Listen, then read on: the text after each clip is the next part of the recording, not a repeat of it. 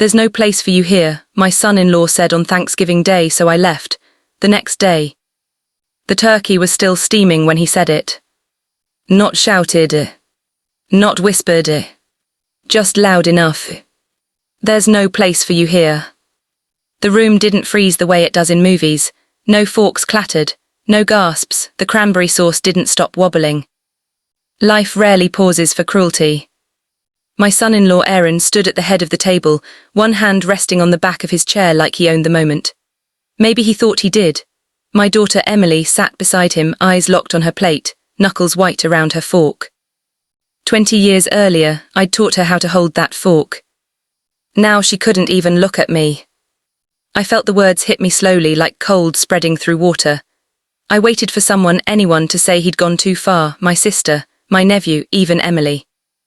No one did. Aaron cleared his throat, as if I were the awkward interruption. "This is supposed to be a fresh start for our family," he continued. "And honestly, your constant presence makes things uncomfortable." Constant presence, eh? I lived alone in a one-bedroom apartment.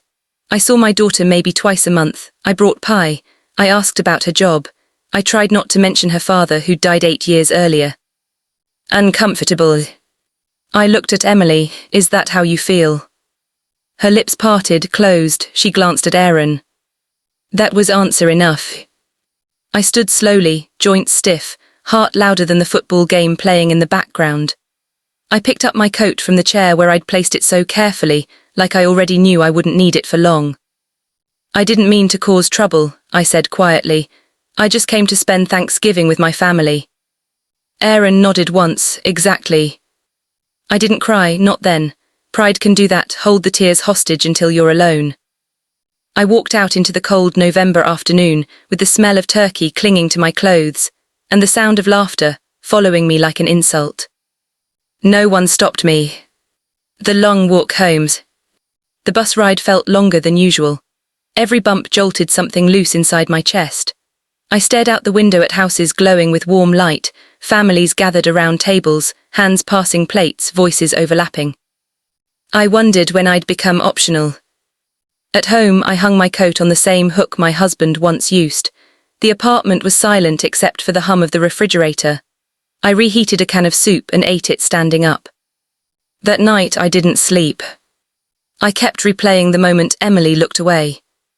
I told myself excuses. She's tired, she didn't want conflict, she'll call tomorrow.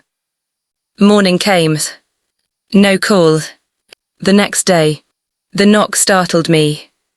Not the polite tap of a neighbour, firm, purposeful.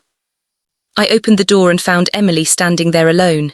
No Aaron, no rehearsed smile. Her eyes were red. "Mom," she said, voice breaking, "can I come in?" I stepped aside. She sat at the kitchen table, the same one where she used to do homework, where we'd celebrated promotions, where she'd cried after her first heartbreak. She took a shaky breath. "He told me last night that you embarrass him." The words felt worse coming secondhand. "He said you remind him of everything he's afraid of becoming," she continued. "Old, dependent, alone." I said nothing. "He told me I had to choose," she whispered, "and I didn't choose you." Silence stretched between us. "I'm so ashamed," she said, "but that's not why I'm here." She slid a folder across the table. Inside were documents, bank statements, mortgage papers. "What is this?" I asked. Her hands trembled. "Dad's life insurance, the money you never touched." My heart skipped. "I used that to pay off debts." "No," she said softly, "you didn't." I stared at her. "You paid for my college, my wedding. When Aaron lost his job, you covered our rent for 6 months. You never told me you kept records." I remembered nights staring at numbers, deciding which dreams to fund and which to bury.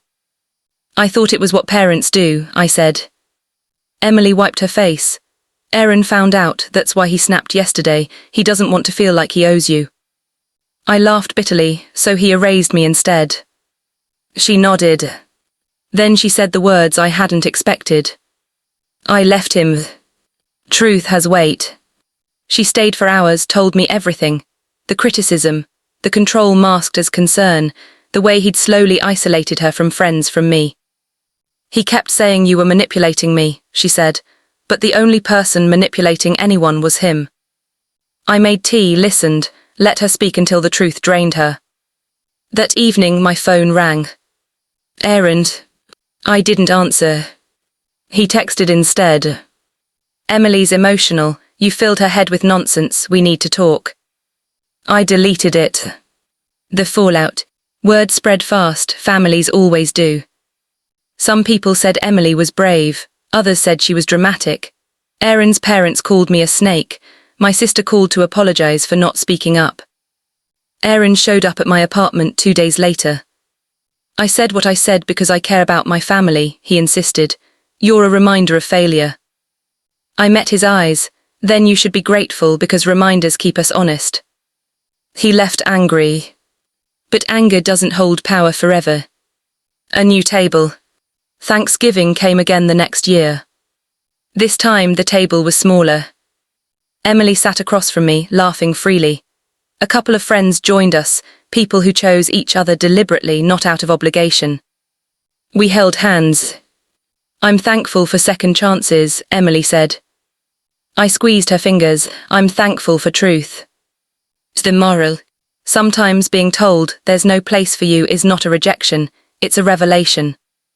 It shows you who values comfort over compassion, control over connection. And when you have the courage to walk away quietly, dignity intact, you make room for something better to find you. Never beg for a seat at a table where respect isn't served. The right people will always save you a place.